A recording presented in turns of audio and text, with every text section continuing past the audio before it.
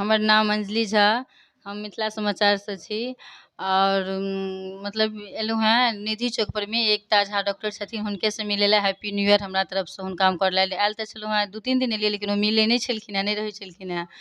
तऽ मैडम से किछु बात करै छियनि जे कि ओना तऽ मैडम बहुत हिट छथिन, जे बात छै बहुत नीक छथिन। नमस्कार सब गोटा के। हम डॉक्टर एकता झा, हमरा तरफ से सब गोटा के नव वर्ष के हार्दिक शुभकामना। नया साल में हेल्दी रहू, सक्सेसफुल रहू और अपन स्वास्थ्य के सबसे ज़्यादा ध्यान रखू, कियाकि आइ काल्हि के ज़माना में अगर अहाँ स्वस्थ छी तऽ सब तरह से संपूर्ण छी, और स्वस्थ नहीं छी और अगर अहाँ के पास पाइयो अइ तो कोनो तरह से अहाँ संपूर्ण नहीं छी।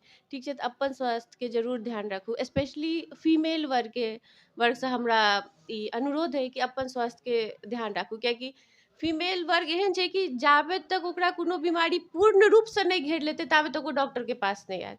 पूछे छियै अहाँ किया नहीं एलियै चाची, अहाँ किया नहीं एलियै दीदी, मैडम नहीं किछु होइ छलै, कनिक कनिक होइ छलै तऽ हम सोचै छलियै कि छोड़ि दियौ, से नहीं होइ छै।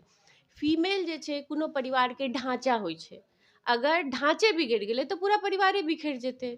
ई और अगर ढांचा सही रहते तो पूरा परिवार सही रहते।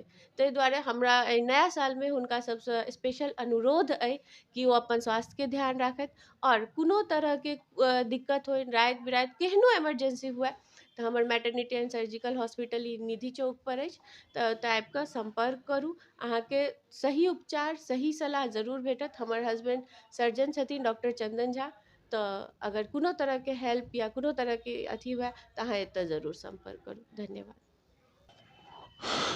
सबगोटा के प्रणाम करै छी। जेना कि देखलहुँ मिथिला समाचार के मन की बात मनीष झा के साथ आइ शनिवार छलै, हमरा सबके हर सप्ताह में फिक्स रहैया शुक्रवार के स्कूल प्रिंसिपल एचएम, और शनि के कोनो एहन हॉस्पिटल जे हॉस्पिटल मतलब उन्नति के तरफ, डेवलपमेंट के तरफ, प्लस स्वास्थ्य विभाग के एहन चीज दै छथिन जे ग्रामीण स्तर से और जुड़ल छथि, प्लस अपन मिथिला के बेटी, मिथिला के संस्कार के अपमानबैत, प्लस अपन जे कैरेक्टर में छथिन तऽ ओ अपन भूमिका निभबै छथिन। तऽ हम हुनकर वक्तव्य सुनलहुँ, जे हमर टीम अंजलि झा बात केलखिन, डॉक्टर मिसेज एकता झा, जे हिनकर क्लिनिक के एड्रेस ऑलरेडी अहाँ सबके कहि देलहुँ है, नीचा में जे स्लाइड चलैया ओहिमे अहाँके मैटरनिटी हॉस्पिटल कऽ के छै, doctor Chandan Kumar Jha and doctor Ekta Jha का कोनो भी तरह के बच्चा से लऽ के डिलीवरी तक के कोनो भी तरह के अहाँ सबके समस्या हुए 24 आवर हॉस्पिटल छै, और किछु दिन में हिनकर अपनो सेल्फ अहाँके सेटअप तैयार।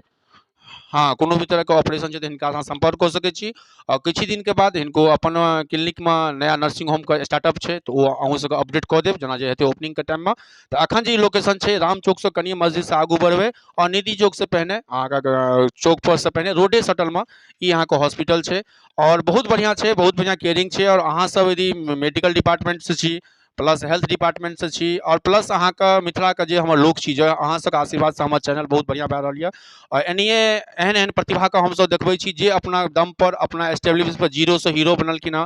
दैट मीन्स कि एगो पेशेंट से लाकर हिनका पास ओपीडी के कमी नहीं छै, सर्जरी के कमी नहीं छै। तऽ हमरा संगे बात केलथि बहुत बढ़िया हमर टीम के, मनीष झा अंजलि झा के संगे तमाम टीम, हम अपन TV times news networking Bihar के टीम, हिनका धन्यवाद करै छियनि और उज्जवल भविष्य के कामना करै छियनि। एक बेर अहूँ सबके यदि कोनो भी तरह के दिक्कत हुए एज ए फीमेल यदि अहाँ देख रहल छी, एज ए मेल अहाँ देख रहल छी, अहाँके परिवार में वाइफ हस्बैंड भावो माँ कोनो भी तरह के दिक्कत हुए एज ए फीमेल गायनी में, तो टॉप छथि अखन मधुबनी में, बहुत बढ़िया रिस्पांस छै और हर समस्या का समाधान छै और उचित रेट पर छै।